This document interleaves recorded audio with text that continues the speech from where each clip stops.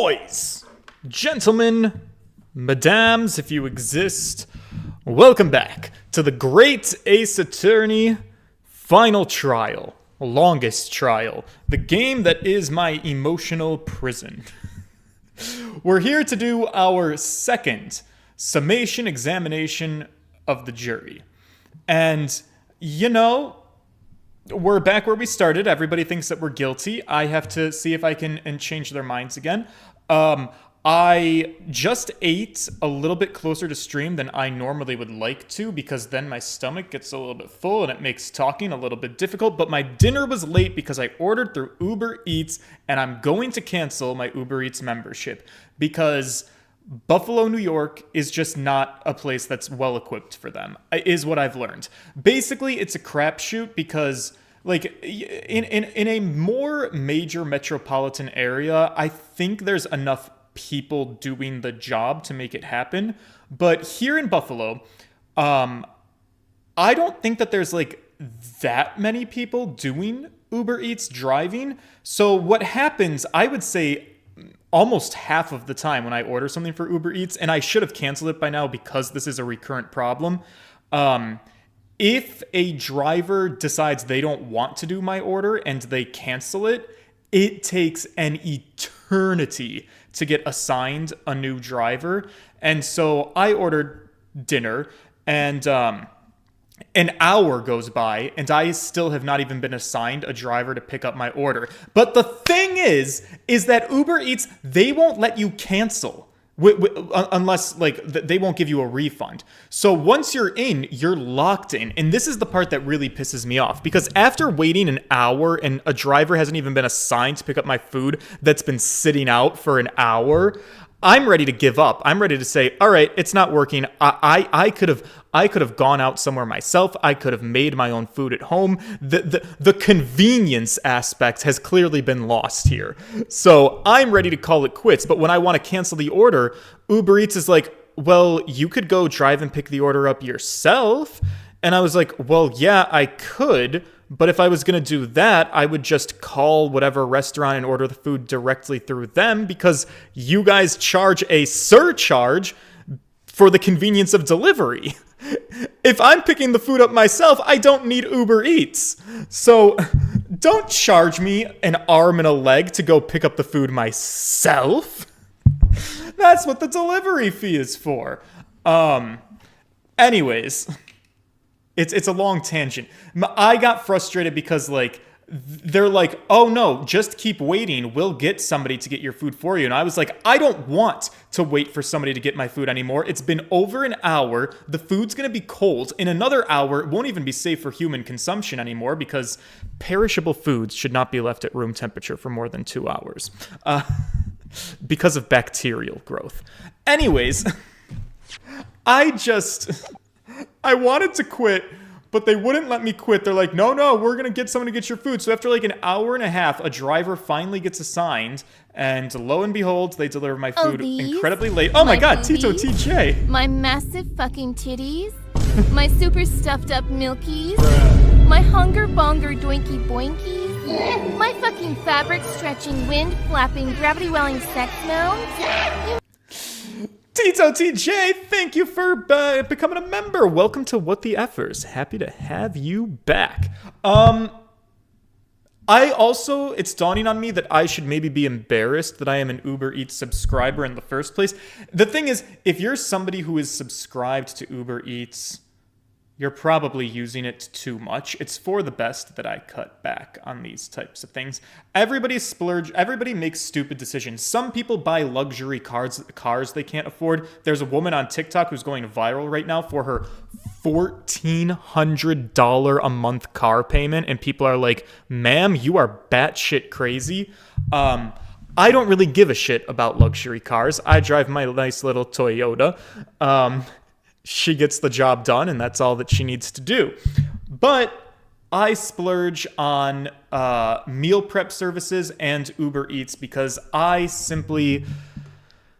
not that much of a cook. I'm a little bit of a baker when I want to be, but I've never really been that much of a cook. And people say that, you know, adult men should be cooks. And I agree with that. And I hope to God that someday I meet a man who likes to cook And I've always built the fantasy up in my head that I will end up with a man who loves to cook, and I will stock the kitchen for him, do the groceries, get him what he wants. He's like, hey, babe, these are the ingredients that we're going to need to make this bomb-ass dinner. I'll be like, I got you.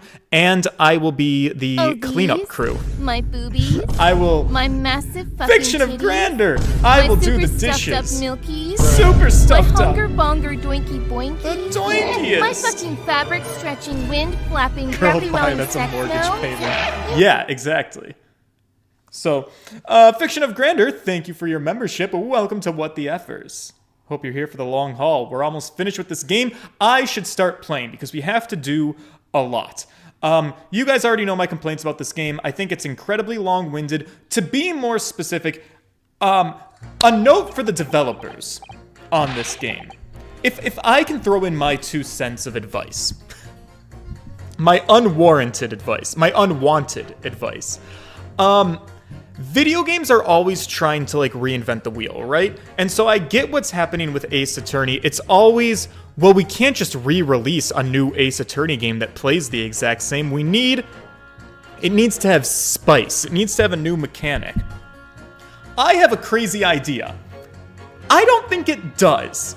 And the reason being because Ace Attorney is more of a visual novel, but throughout its whole life, you know, when it would switch to the Nintendo DS, it was like, ooh, touch controls. With Apollo Justice, it was like, his vision, you know? With Athena Sykes, it was like, ooh, she does therapy. There's always a new gimmick to work with. And I get it, gimmicks are fine, but the gimmicks are getting a little bit ridiculous, alright? Because then, in like the crossover game, the gimmick was group testimonies and group witnesses on the stand in trials. And it was fun, sure, but maybe a little bit much, in my opinion. Even back then, a little bit much. And then in this game, it's like, the padding is so like, this summation examination of the jury thing, I hate it. If I'm being totally honest, I don't, like, this is so long-winded. Herlock Sholmes's logical deduction things of, oh, turn each piece of paper over in the game, and then we're gonna reread all of the dialogue 2 times, not once, 2 whole times. We're gonna go through every single dialogue statement, so then we can change some of them by turning over the paper. It's just, it feels like the most unnecessary amount of padding for a game that's desperate to be like, well, we have to throw in some new mechanic, because otherwise it's just the same old shit. And I'm like, for the love of God, let it be the same old shit. Let's go back to basics, boys. Let's go back to the, you know, first Ace Attorney where there were no gimmicks, or maybe the second one where, you know, Phoenix had his little Magatama or whatnot, but everything was to the point and concise. And we didn't have to, like, draw this shit out through a bunch of gameplay gimmicks that I don't give a shit about. And maybe that's only my experience. Maybe there's other people that absolutely love this shit and they think it's the best thing since chopped liver. I'm just not one of them. Let me get my hellos in order. Changeling DJ, TJ Magics. I'm making a high-protein stuffed crust pizza. Oh, that sounds right up my alley. Tim W, hi. And you're gonna have a blast with the last 2 cases. Yes. Of the next game, you mean? Okay. Anyways, I'm glad that I got that out of my system. Now I feel better. Now I'm ready to play the game. Once a rogue, always a rogue, I say. Different breed to us law-abiding citizens. As only 2 bullets were found at the scene, I would say the whole case is done and dusted. You don't need a stereoscope to see the truth here! Every which way you look at it, it was that pickpocket! Uh-huh. I never imagined that simple operation would cause me such grief! The accused attempted the theft on a previous day. I can see I'm far too busy for the day ahead. You forgot to say stop. I am a ballistics expert. I have many shootings looked at. There's nothing I do not know about guns. Right. It would seem there is little remaining room for doubt. Have to admit, I was rather bowled over by the argument put forward by the chap in black. But when that fell apart like a house of cards, I saw that I'd jolly well been hoodwinked. Well, no more! Wasn't there a movie called Hoodwinked, and wasn't it like a ripoff of Shrek? I remember feeling like I saw trailers. I think Little Red Riding Hood was in it. I never watched the movie, though. The whole courtroom is turning against me. Or maybe that was Over the Hedge. I don't know. It's not fair! Iris. That prosecutor's being mean. Just because Ginny's done something she shouldn't have done in the past. That doesn't make her a murderer. Right, but reputations are everything. And I do agree, a reputation shouldn't define you. Unless you're like fucking Dan Schneider. Guys, have you watched Quiet on Set? Nickelodeon was my childhood. And when I tell you, I don't know if I'll ever recover knowing that Drake Bell was already a victim of like the worst sexual assault you can imagine on a child before he even started filming the TV show Drake and Josh. And to know that the man who did it was given a 16-month prison sentence, got out of prison, and then got hired by the Disney Channel to work on The Sweet Life of Zack and Cody. There is a, like... I try to be someone who doesn't believe in conspiracy theories, but like the way child predators are protected by both the Catholic Church and Hollywood, it's just like, for fuck's sake, my guy, what kind of a world are we living in? Because it's simultaneously supposed to be like the most evil crime that exists. Like, you know, if you commit a sex crime against an adult, that's already pretty fucking bad. But like to do something like that to a child is considered unthinkable, unimaginable. Tito TJ, oh my god, and this is not the time. It's about time you Tito got here! TJ! Tito Teach has just donated $50. I know this wasn't your favorite Ace Attorney game, but hopefully this cheers you up during this stream. Throwing kisses now, let's see the muscles. Oh my god. I feel like the conversation I was just like rambling about isn't the most appropriate, but it's been a long time since we've had a shirtless stream donation. So I'm going to make my piece on the Quiet on Set and the kids. Fuck the kids. Not literally like Dan Schneider. No, like Brian Peck. But you know what? We will talk about them at a more appropriate time. We're going to pivot. We're gonna do a big hard pivot into a shirtless stream. Maybe I'll do a shot just to take a little bit of the edge off. And then we will, I'm going to help out Iris. You know what? I'd rather not have a 10-year-old girl on my screen for this. Yeah, you will do just fine. Damn, Tito TJ. All right. There they are, boys. Just a couple of nipples. Here, do I have to back out a little bit? Is the lighting not satisfactory? I feel like it's not, but that's okay. It's not. Who am I to say much of anything these days? Boys, we got one for you. One for the road, two for the money. Maybe if I put this up a hair, that'll look sharp, swell, spiffy. Massive fucking titties. Super stuffed up milkers.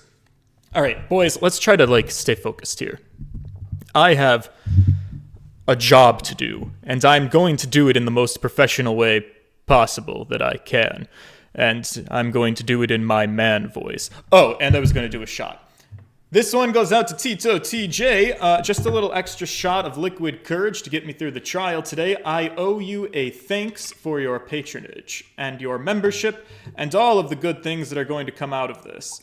I'm sorry, especially now, for having been a negative Nelly on the past couple of streams. Maybe playing this game naked is just the way to have a little more fun with it. Okay. Over the gums, boys. Here she comes.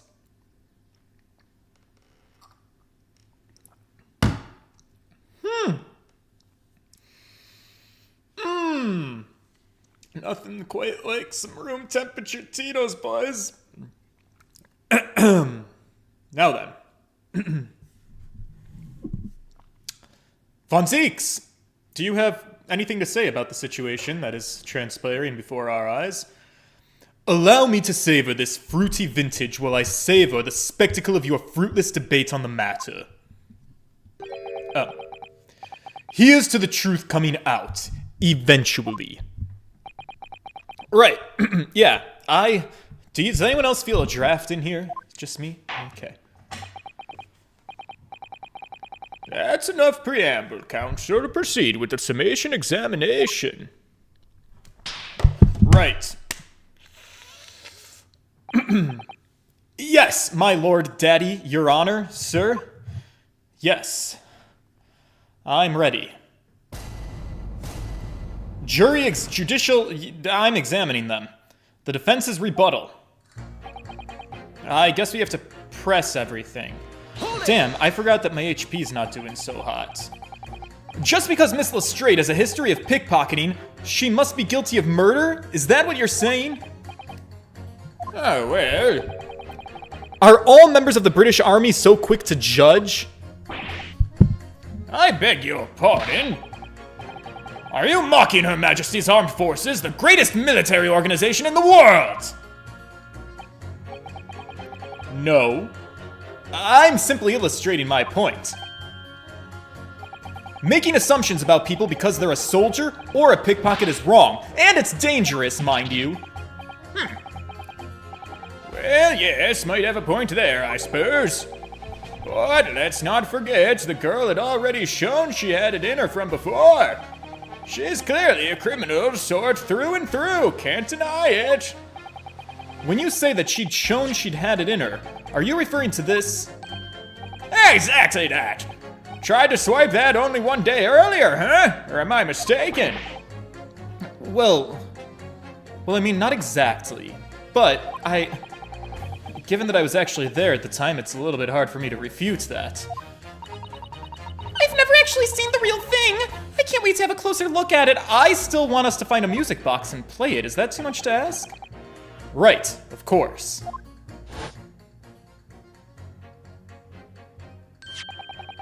Mr. Sholmes did use his caramel bars to make a copy of the disc, didn't he? And then ordered every type of music box he could find from across Europe. And then we never did anything with that. We still don't know what tune it plays though, do we? I feel uncomfortable having my nipples out around you. But I'd love to see how the original compares to Hurley's copy. McGilded's disc. Could it be a clue somehow?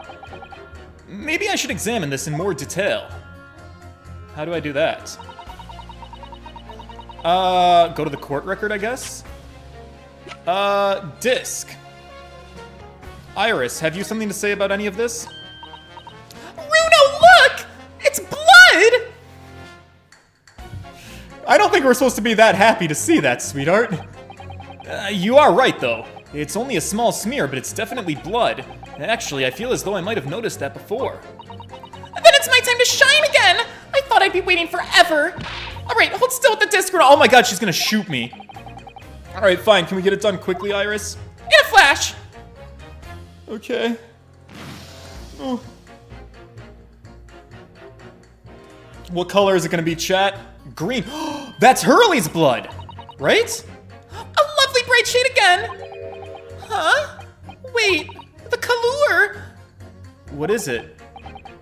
That green, That's not the first time that we've seen that color, is it?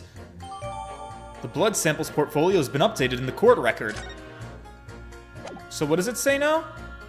The smear of blood turned green when analyzed. That is Sholmes' blood, I'm pretty confident. Is there anything also that I need to look at on the back, perchance?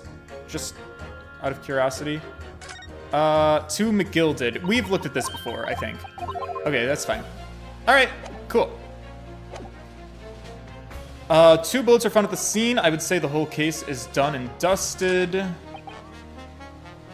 Every which way you look at it, it was the pickpocket. He's talking about the surgery. Theft on a previous day. I can see I'm in for a busy day ahead. I probably have to press everything, because I don't know what the answer is. Damn it. It's the number of bullets that has you convinced? Only 2 bullets were fired, and the 2 guns that fired them have been examined by the police. When the parlor maid asks me how many are invited for dinner, I always tell her to count the table settings. Well, that is logical, I suppose. Although, yeah? Sometimes after dining, crockery does go missing. 1 or 2 guests rather like the fine china. Does your employer dine with thieves? I stole something once. The one single item I think I've actually stolen in my entire life. It was a Hello Kitty Super Bowl. So I suppose. I have a good reason for doing it, though. Somebody else put it in my bag without me knowing. If there was another bullet somewhere of which we were unaware, I'd have to reconsider my position. A 3rd bullet somewhere on the scene. Could that be possible? Can I prove that? Could I prove a 3rd bullet in the scene? I don't think I can. Single discharge, a single round. Girl, you're asking me this is a loaded question, and I'm not prepared that I don't know that I have the answer to that.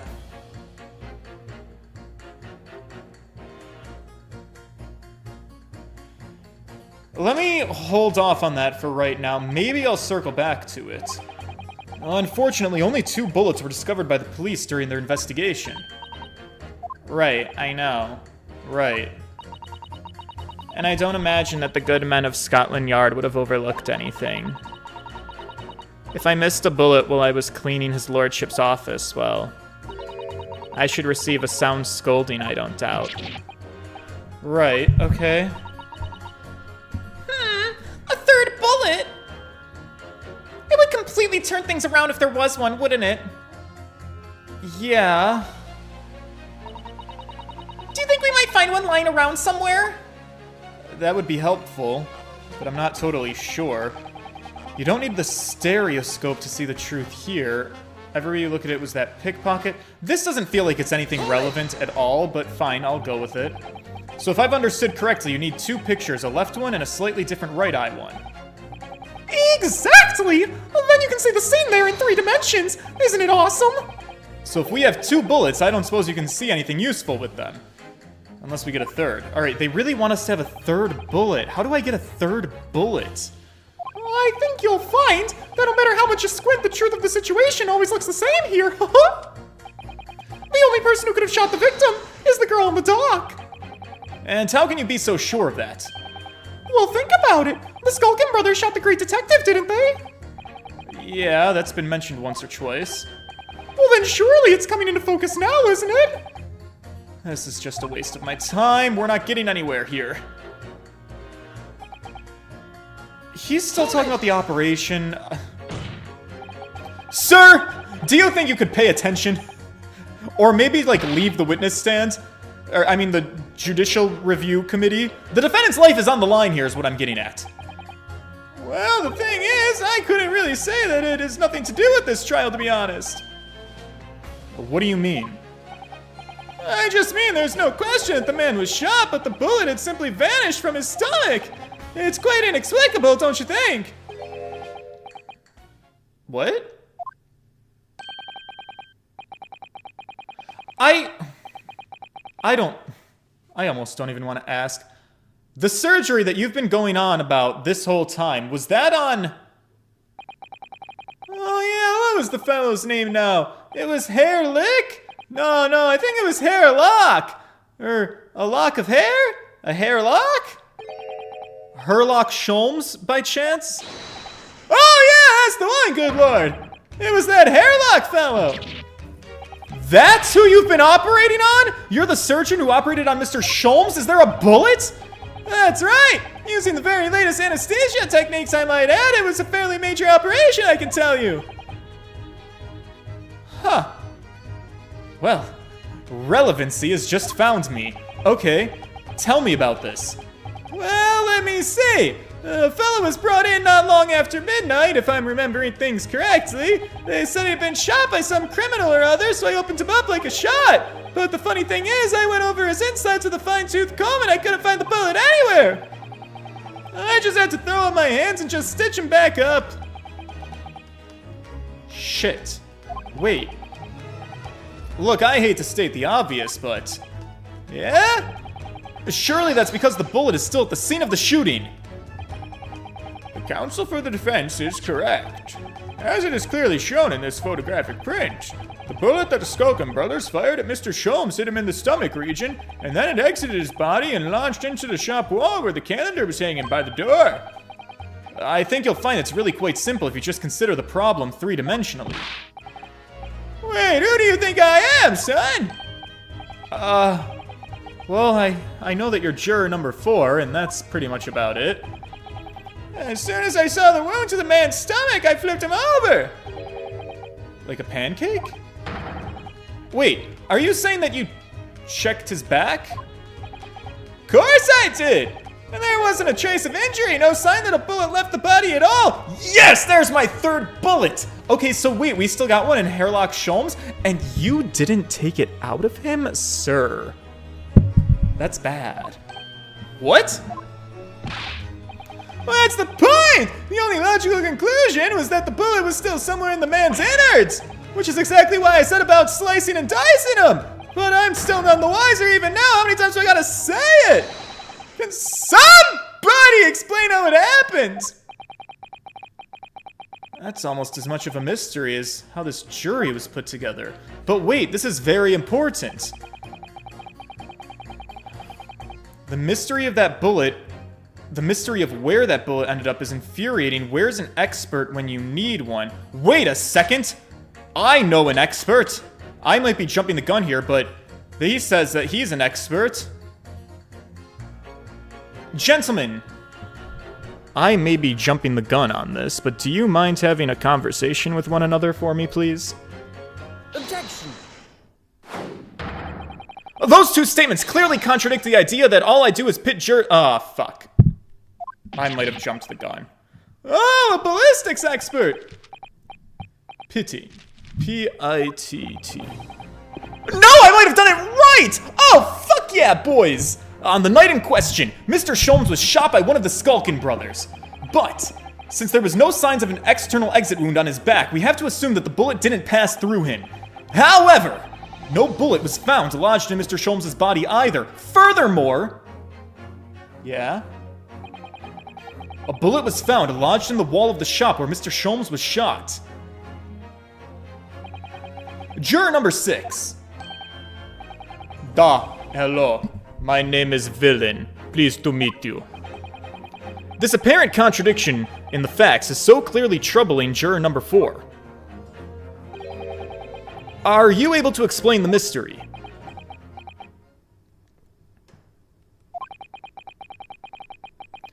I have seen very similar situation in Motherland. Oh? It was night.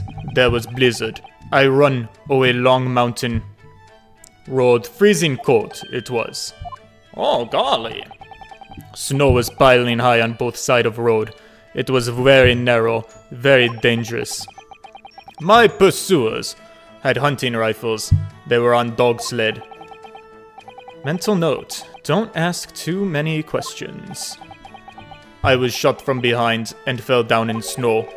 And this situation was very similar to what I hear today from Doc. They could not find a bullet in body, and no sign of how you say, exit wound. Then where did the bullet go? John Thomas, hello, welcome to the chat. Bullet never hit me. Well, if it never hit you, why'd you fall down? Bullet hit frozen wall of ice, very close to side. Wait, I don't like this explanation. That's stealing my 3rd bullet. One small piece, very sharp, broke away from lump of ice and pierced my body. Made a deep wound that looks just like bullet wound. Well, good gracious!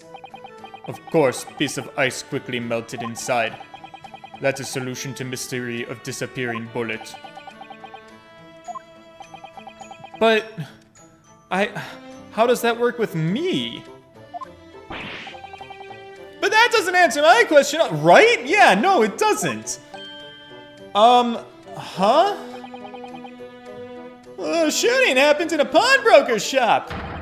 Not some snowy mountain in another country. Right. Just an idea, but we might not be looking at exactly the same scenario here. Runo, where exactly was Hurley shot again? Well, according to the report, in his stomach. Sort of around this area, I think. Well, that's precisely where he always wears a little pouch on his belt. A pouch? Actually, I might have noticed something like that. Yeah, a pouch. It's where he keeps 3 glass vials of very dangerous chemicals that he uses in his investigations. Oh, really? Doctor, where is the pouch that Mr. Sholmes was wearing? The fellow had nothing like that on his person when he arrived at the hospital, as far as I remember. If I may, Lord Von Zieks? While I realize it is forbidden for the prosecution to interject during a summation examination, I should inform the defense that I have the pouch in question in the antechamber outside the courtroom. Sorry? As I understand it, when the police arrived on the scene and found Mr. Sholmes injured, they removed the pouch in order to assess the wound. Oh, thank goodness! I thought I was getting forgetful for a moment. Since then, it has been in my safekeeping along with all other evidence relating to the case. I can personally vouch for the fact that it has not been touched since the incident occurred. Okay. Dope. Let's look at it. I must demand the prosecution present the item in question with all speed. Bring forth Mr. Herlock Sholmes' pouch! Alright, boys, are you ready to look at a man's pouch with me? I see. So this is the pouch worn by Mr. Sholmes on the night in question, is it? Whoa, look at that. One of the files is broken, and the leather around it is scorched black. It's almost as if the file exploded. Exploded? Daddy, sorry. Daddy, John sorry. Thomas! Poppy, sorry. Daddy, sorry. Poppy? Sorry. Poppy Daddy? Daddy Poppy? Daddy, sorry. Oi. Oi. Daddy? Oi. John What are you Thomas has saying? just donated $5. All this gun talk makes me think you should show off yours, George.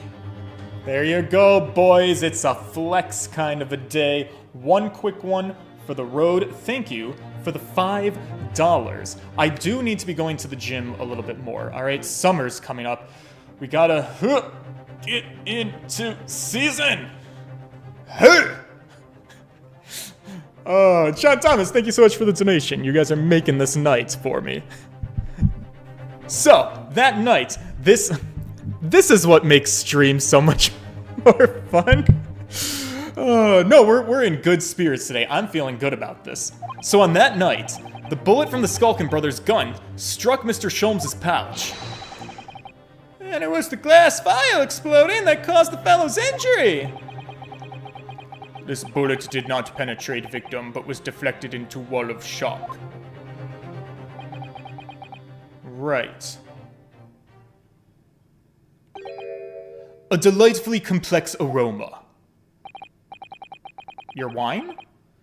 Well, it would appear that one mystery's been solved at least. Alright, but what chemical exploded? Is it important to the case, maybe? Though it has no bearing on the truth of this case. That's for me to bluff my way into determining. The bungling and burgling brothers shot the detective, and the accused shot the pawnbroker. The pertinent facts of the case remain unaltered. Says you. But at least the mystery's solved. I can sleep easy tonight. Thank you, young man. Thank you very much. Right, glad I could help. Now, about getting the jury to change their minds? How do I go about doing that? Well, due to its bearing on the conundrum just solved, the court will sequester this scruffy pouch as evidence. Hurley's pouch isn't scruffy! Oh, yes it is. John F., it is in fact a shirtless stream. The donation has been made. It is out of my control. Sholmes' pouch. The pouch Mr. Sholmes was wearing around the waist at the time of the shooting. One of the glass vials is smashed, and there are scorch marks around it. Now then, the summation examination. It would appear the defense is somewhat struggling to alter opinion, no? Alright, fuck off, cunty. I mean, my lordship. I just need a little bit more time. After all, that's a new piece of evidence. I can bluff with that. Can't afford to overlook anything here, Ryu. There's still a way to turn it around. Somehow, there's gonna be a way. I'm sure of it. Let's look at that evidence.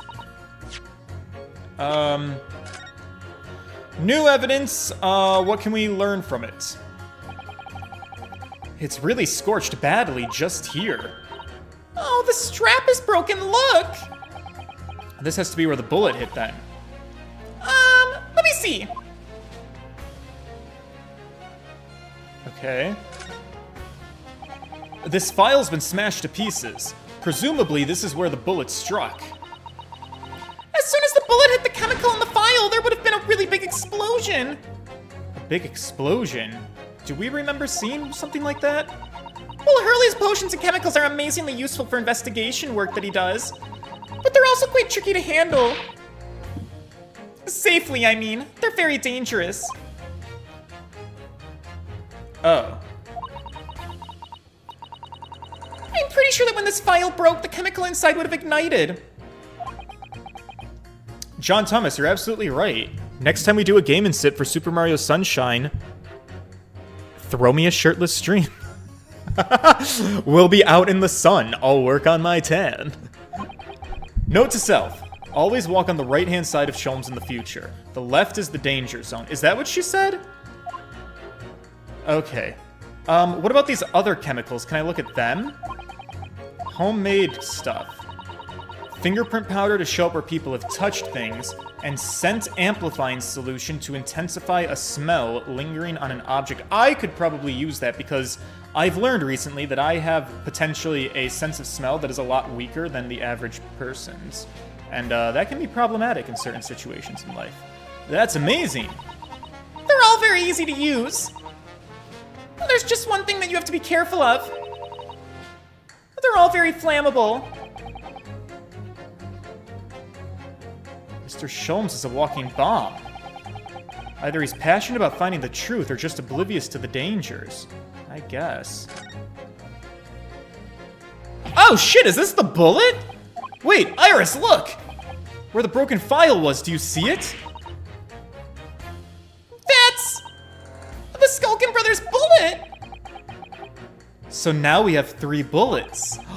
Oh, this is a happy day for me. This is an amazing discovery. This means there were 3 bullets fired at Windibanks that night.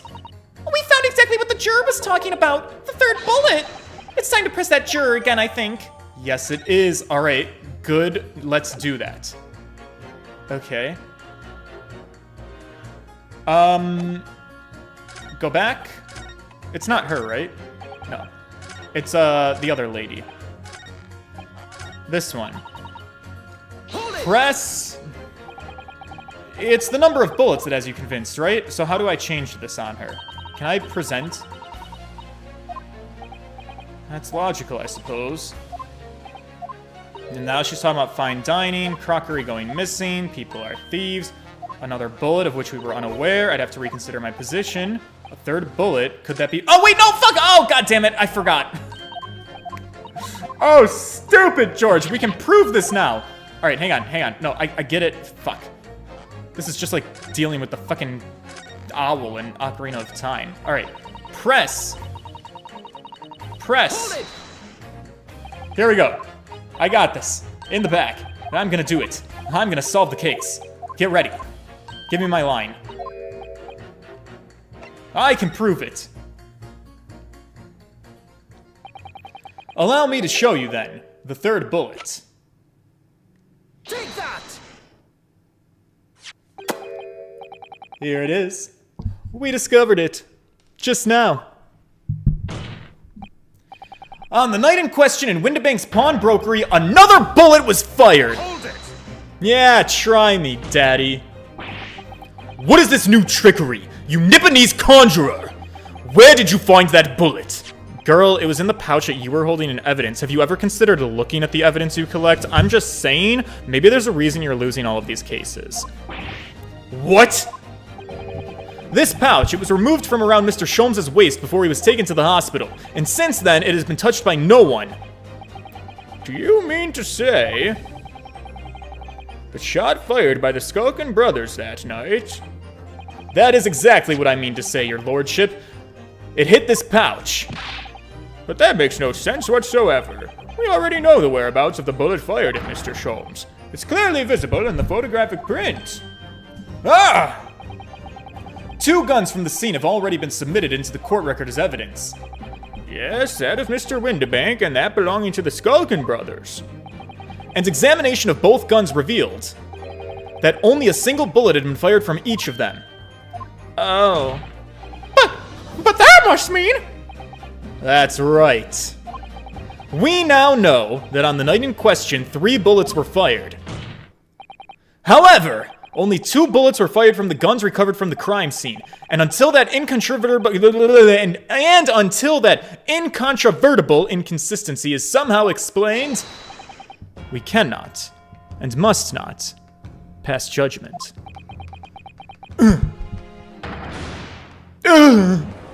Yeah, moan harder, bitch. Order! While this submission examination remains incomplete, the court has been presented with new facts. Facts that would appear to shake the very foundations upon which this case against the defendant has been built. As is my prerogative in this situation, I hereby temporarily suspend the summation examination. By Jupiter! What? He can do that? What?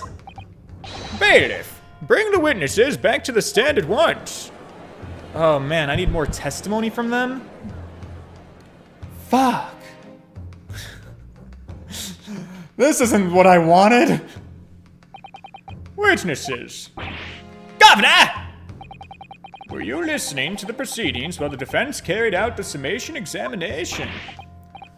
We was, Governor, we was. Johnny Petriello, hello, I've been well, yourself?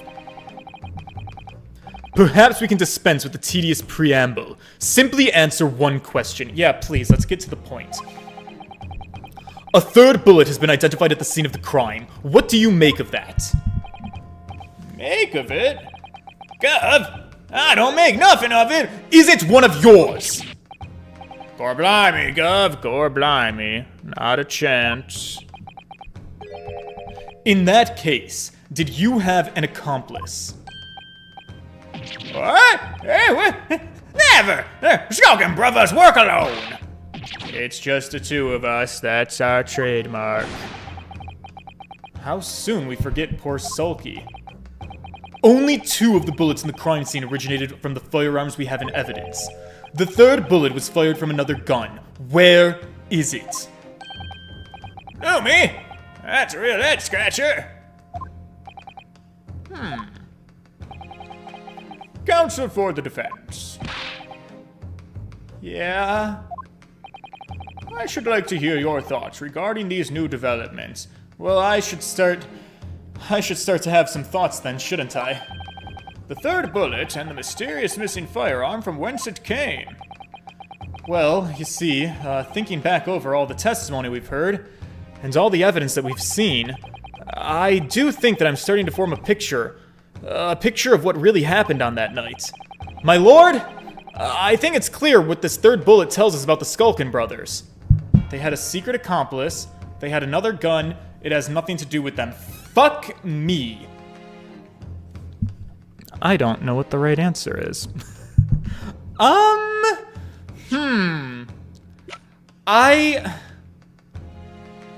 They're so silly and stupid, right? I'm inclined to believe that the Skulkin brothers aren't like the big villains of this. I don't think, right? So I'm most inclined to believe that it's nothing to do with them.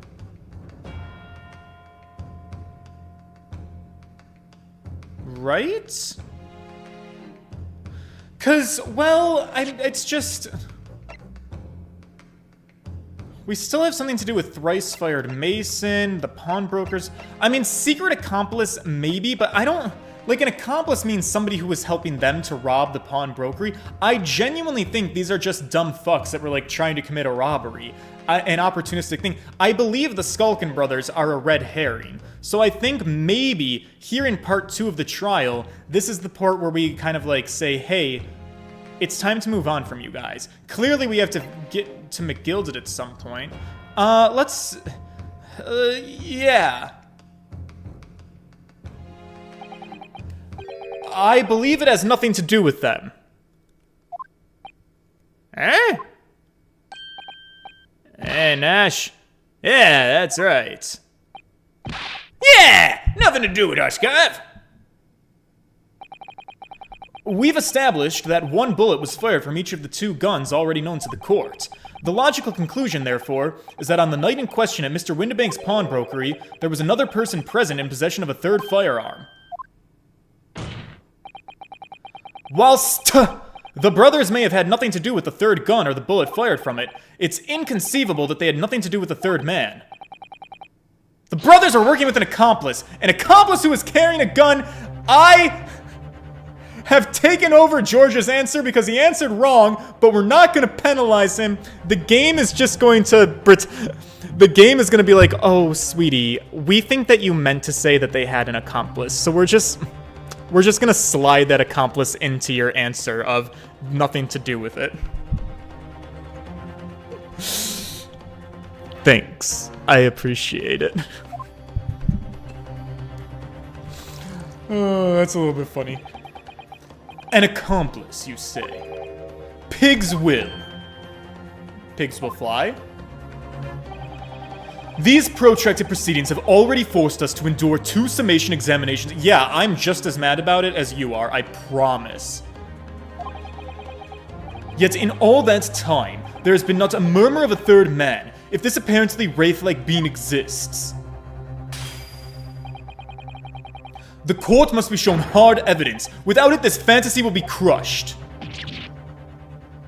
Right. You want to see something hard? I can make that happen. The prosecution demands answers on 2 counts. Firstly, proof, evidence, that this accomplice was ever at the scene of the crime. And secondly,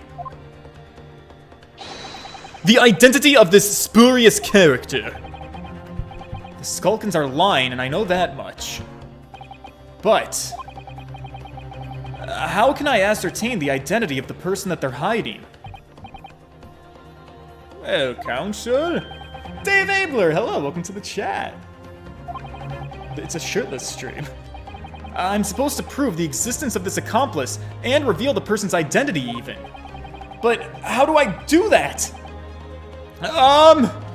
In response to the prosecution's demands, my lord, the defense is,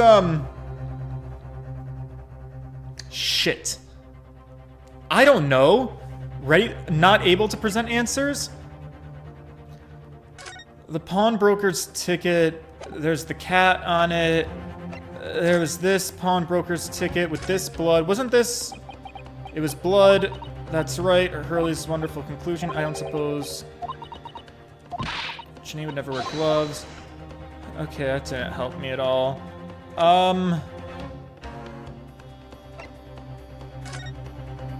Unknown. Thrice-fired Mason. Well...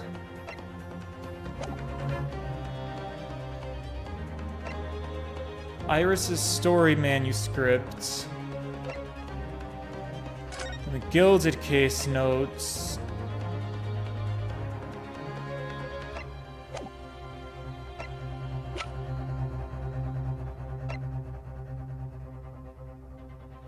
I feel like... Okay, it's definitely something with the blood, for sure.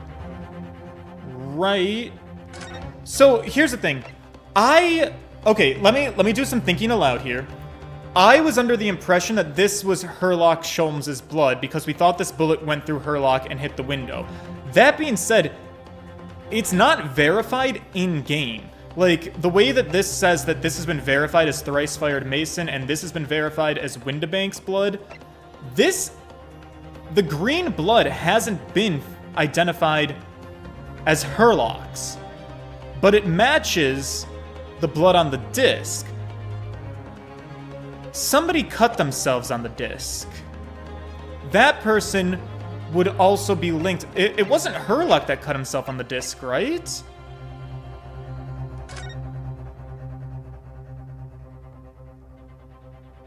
It was for McGilded.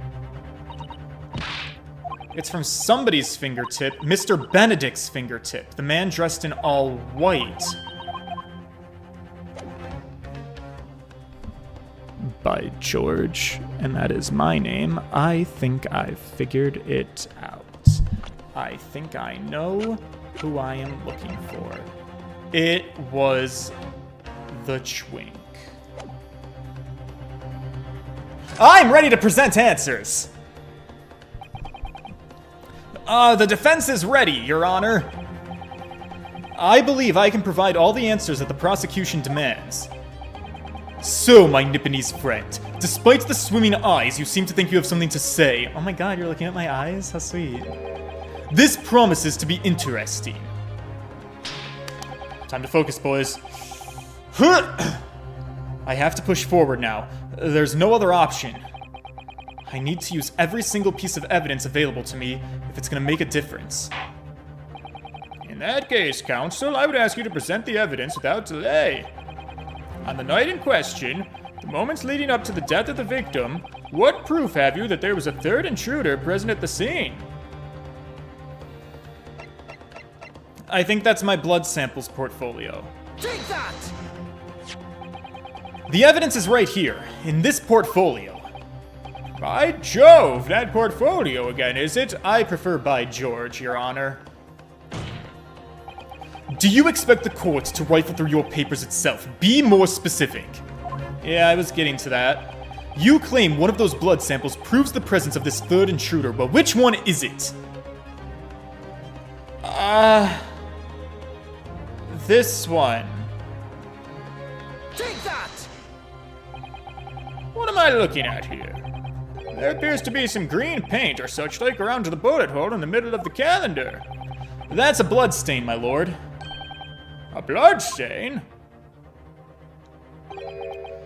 Green blood, curious even for you. Is the court to understand that the intruder was some unhuman creature?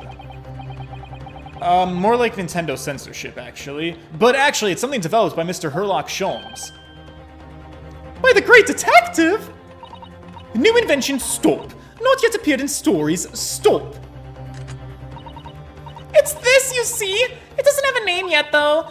The fogger sprays a chemical that reacts with the different elements in people's blood to change its color.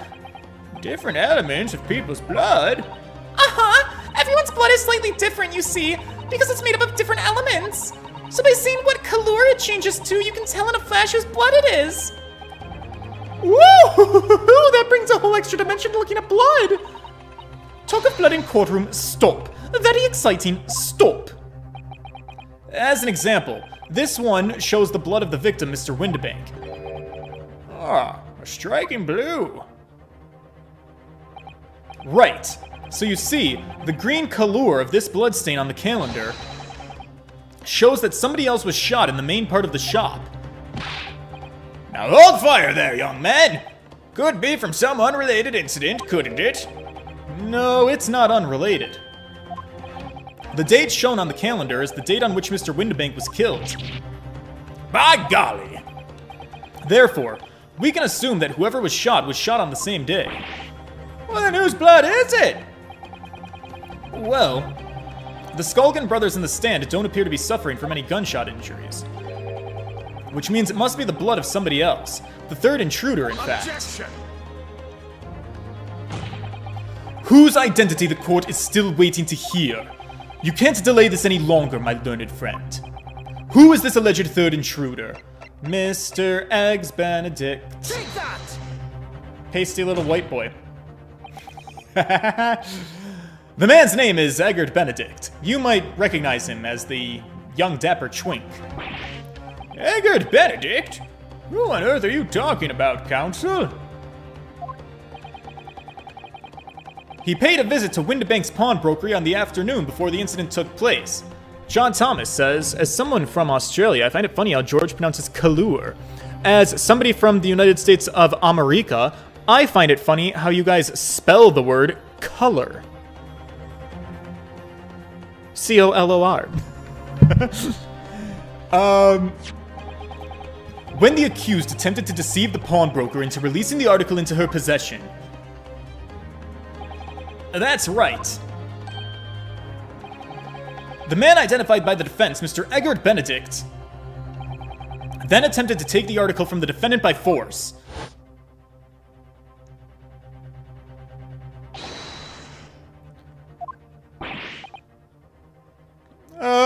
Yes, sir. I believe this filthy pickpocket just redeemed an article from you, don't you see? Oh, well, yeah, she did. Well, the article in question belongs to me, and I demand for it to be returned at once. No, that's a lie! What you trying to pull? Give me back my overcoat, you wastrel, and needless to say. Any music box discs, too.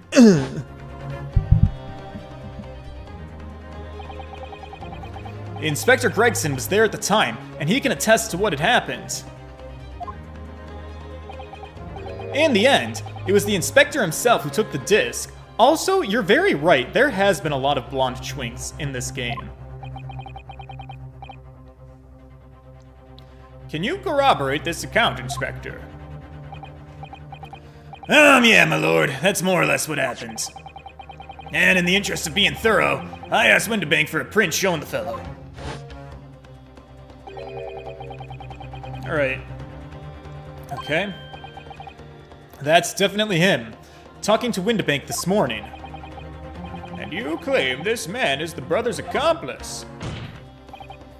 Well, Mr. and Mr. Skulkin? Never seen the geezer before in my life! On my life, Gov, on me life. Never seen him. Well, somewhat unsurprisingly, it appears our witnesses disagree with the assertion. I'm sure your lordship recalls my learned Nipponese friend's actual assertion, which was that he could prove the identity of the alleged accomplice. I can. Well then show us the evidence, you dumb prick! I agree. We need to see the proof that the clean-cut gentleman in the photograph is the filthy criminal that you say he is. It's not enough to just throw him under the bus as an LGBTQTRIPN. This is the last piece of evidence. I've had a feeling that something has been missing in this trial from the very start. But now I'm going to drag it kicking and screaming into the courtroom. Are you ready to present your answer to the court then, counsel? Yeah, I'm gonna present it. Proof the man pictured in this photograph was struck by the third bullet. Well, then that would be the blood samples again. That proof is once again in my same old portfolio, you see. Oh, good gracious, counsel. Does that portfolio contain the answers to every question posed?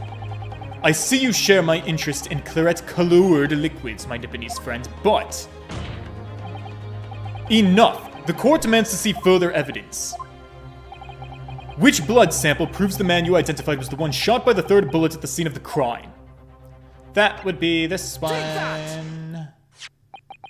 As I mentioned before, on the afternoon of the day in question, the defendant attempted, deceitfully, admittedly, to reclaim this disc from Windibank's. Which is when the aforementioned Eggert Benedict appeared on the scene, I believe. This man then attempted to purloin the article from the defendant's possession, no? That's correct. I myself was present at the time. It was following this that a minor incident occurred.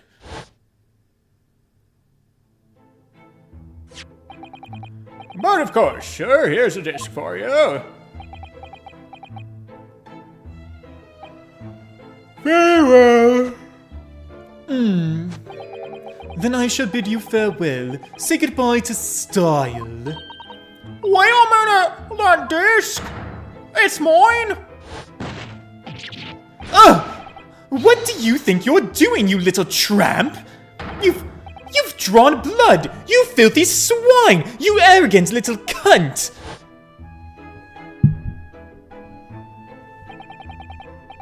Being a music box disc, it has countless small but rather sharp metal protrusions over its surface.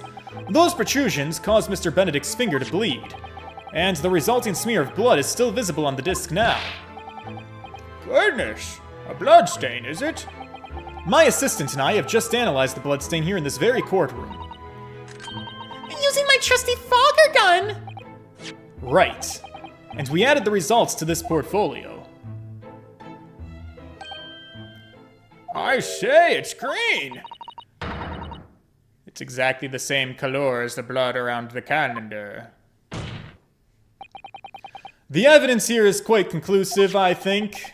The man calling himself Eggert Benedict, who was in Windibanks earlier this day, is the accomplice who was present at the scene of the crime that same night. So there was someone else there! Look at those two brothers now, they're sweating buckets. What are you talking about? It's boiling in here!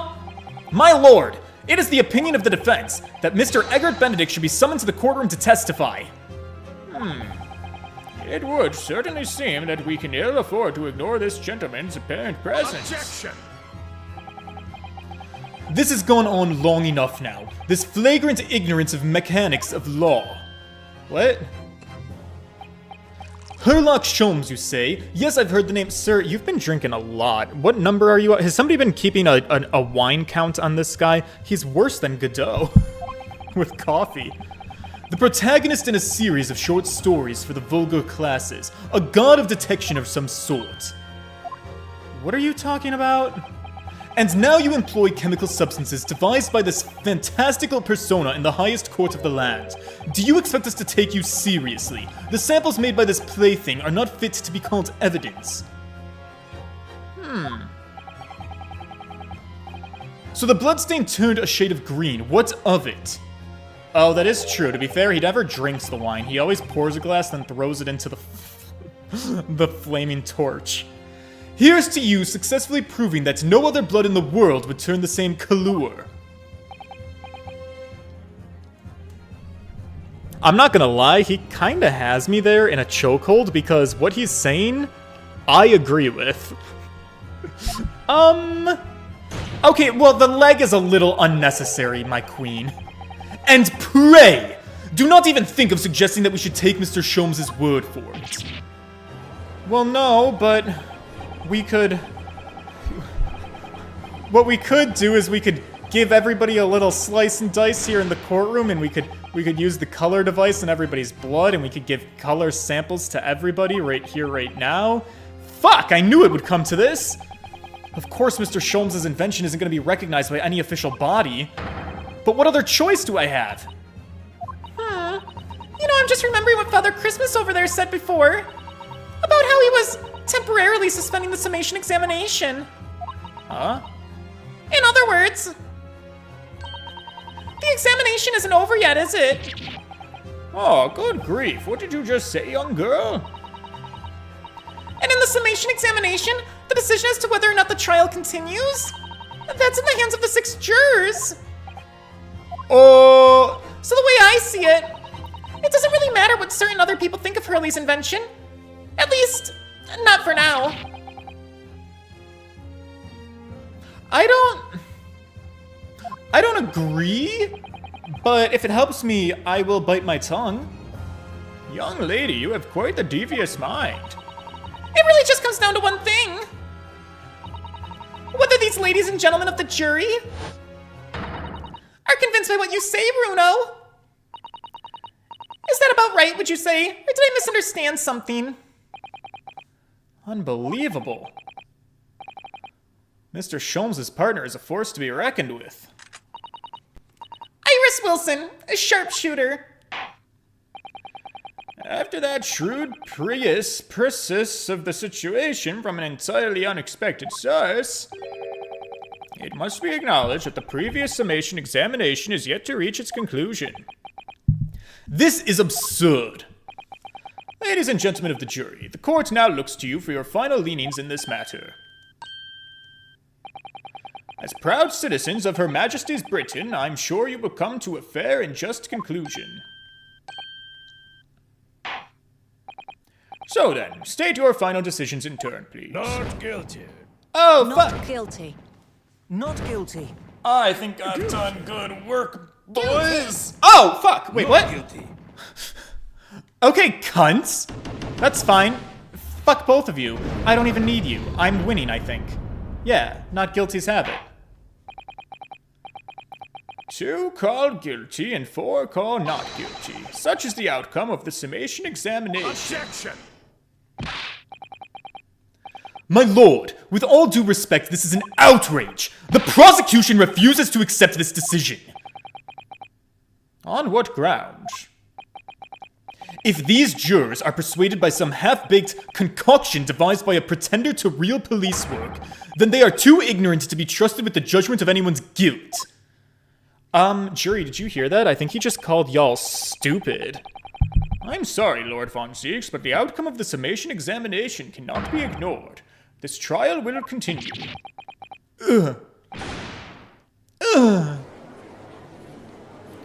Sorry, pretty boy, you gotta put your leg away, we gotta keep going. Nevertheless, we find ourselves at a rather awkward situation. The defense has very reasonably requested the subpoena of a new witness. But sadly, I fear that will be impossible. What? Why? The name the gentleman gave for himself, Egbert Benedict, is quite clearly false. Oh. So what do I do now?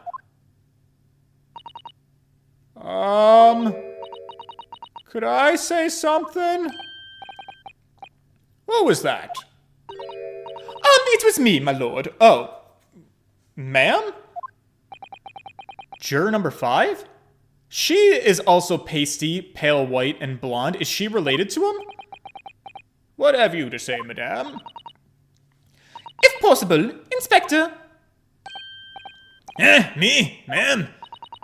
I wonder if you might show the photographic print to me again. The one in which the gentleman is shown. Ah, right. This one, you mean. Of Mr. Benedict. Yes. There's no doubt in my mind. Juror number 5, what are you saying? You know this man? Yes, I know him. What? Oh, good gracious. Order, order, order! Juror number 5, how on earth? I am a communications officer. Stop. As we can see, the gentleman in the photograph is. Stop. Also, a communications officer. Stop. He works in my office. Stop. Oh my god, did you guys do the hanky-panky? I'm just kidding. I know that he's one of my kind. A very talented operator, in fact. Stop. He should be in the communication station now. Stop. Tapping away on the telegraph. Stop. This doesn't seem right somehow. I can't put my finger on why, but all of this just seems like maybe too convenient. So there's something very sketchy going on with the jury selection, but it's almost working in my favor. We have the doctor who operated on Herlock Sholmes, this woman who knows Egbert Benedict, the ballistics expert who was able to testify about the gun,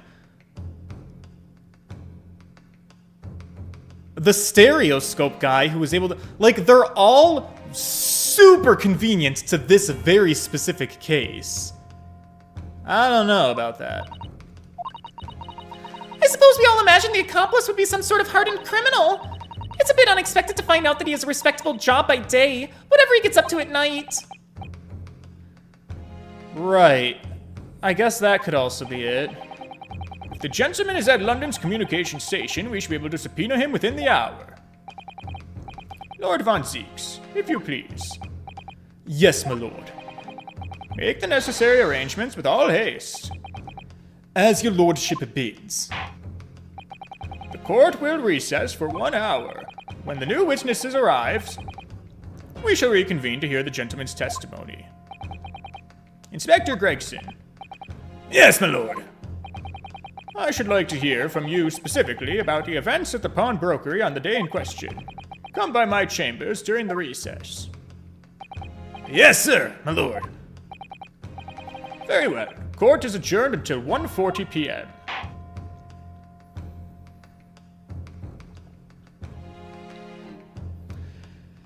And just like that, boys, we hit a to be continued, and Shirtless stream comes to an end. I will be saving my current progress because I feel like we did a lot of successful things. That was the trial part 2. We have made it, boys, to the trial part 3. Holy shit. Thank God. All right, so we are getting ever more closer to the end. We will begin testimony with, what's his face? My blonde chwink, Mr. Eggs Benedict, tomorrow at 7 o'clock Eastern Time. Be there, be square. Maybe I'll have a shirt on, maybe I won't. You never know these days anymore. To my donors today and my new members, again, Tito TJ, thank you for the shirtless stream. John Thomas, thank you for the flex. Fiction of Grandeur. And who else? There was one more of you who became a member today. Why is it slipping my mind? It's been too long. I need to be paying better attention to these things. Regardless, thank you for your memberships. Thank you for your patronage. And thank you for everybody else for hanging out with me, for spending your time, your evening here in court. Many people would like to be many other places outside of court, but you guys are here for the long haul with me, and I appreciate that. If you guys could leave a like on the stream, the engagement and the support is super appreciated, and I hope you guys enjoy the rest of your evenings. I will see you tomorrow night. All right, boys. Toodles!